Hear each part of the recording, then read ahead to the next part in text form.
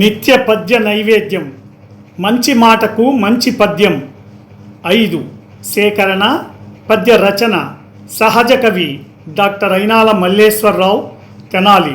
గానం గాన కళారత్న శ్రీ వెంపటి సత్యనారాయణ తెనాలి. మంచి మాట. ఎంతటి వారికైనా విమర్శల బాధ తప్పదు. సింహమైన ఈగల బాధ తప్పించుకోలేదు కదా.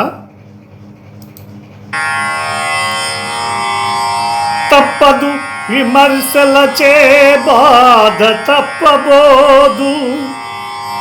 ఎంత ఘనులైనా ఎంత శ్రీమంతులైనా శ్రేష్టమైనట్టి గంభీర సింహమైనా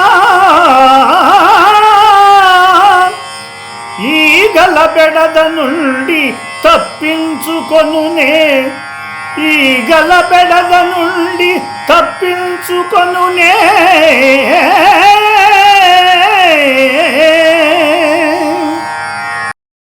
ఈ ప్రోగ్రాంపై మీ యొక్క అభిప్రాయాన్ని లైక్ చేసి కామెంట్ రూపంలో తెలియజేయండి.